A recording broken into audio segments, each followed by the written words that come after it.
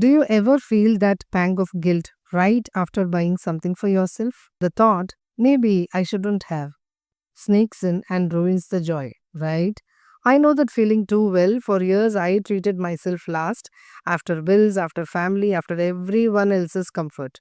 But learning to spend without guilt did not just change my money habits, it changed my energy, my confidence, and my sense of peace. Let's talk about how that shift happened, and I'll guide you through a 5-minute journaling practice to help you feel safe while spending too. Now, let me share my personal story, the turning point. A few years ago, I remember standing in a store holding a beautiful journal in my hand. And it was not much actually, but my inner voice whispered, "You already have notebooks at home, just be practical. Why to buy this journal and other things?" So I put it back. That night, I realized I never hesitated to spend for others, but I always second guessed spending on myself. The guilt was not about money, it was about worthiness. Somewhere along the way, I had learned that being a good mother meant sacrificing joy.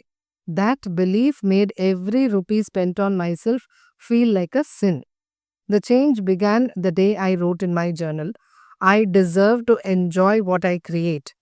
My comfort is not waste." Right? So that's my turning point. And to get turning point in your life, I would like to give you a 5-minute journaling practice to heal the guilt. Let's take a journal now, and this will help you shift that energy, that guilt right now. So please go and grab your notebook and simply close your eyes and reflect. You can write, or if you want, you can think freely also. Don't overthink, no judgment, please. Okay, let me start with the first prompt. What is one recent expense for yourself that made you feel guilty? You can pause the video and answer. You can think about it, write it. Now, the second prompt. What belief created that guilt? Was it fear, conditioning, or a voice from the past? Prompt 3. What joy or value did that expense actually bring you? And prompt 4.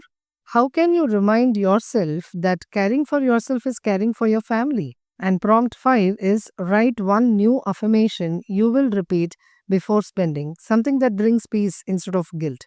Wonderful. If you have journaled, please take a deep breath. You've just shifted the vibration of guilt into gratitude, right? And do you feel that warmth? That's the energy of enoughness. Now, what I learned over time is this: spending consciously is not about splurging, it's about staying in joy while money circulates. Every time I buy a book, a dress, or a meal that nourishes me, I say, "Thank you, money, for flowing through me." That gratitude creates security, not numbers on a bank app, but emotional safety. And it is from that place that money actually loves to return. So before we end, let's affirm together: I spend with joy, I save with trust, I invest with confidence. Watch my videos, you'll get more practical ways to identify where that guilt begins. And remember, when you spend with gratitude, money feels safe to return. See you next week. Bye bye.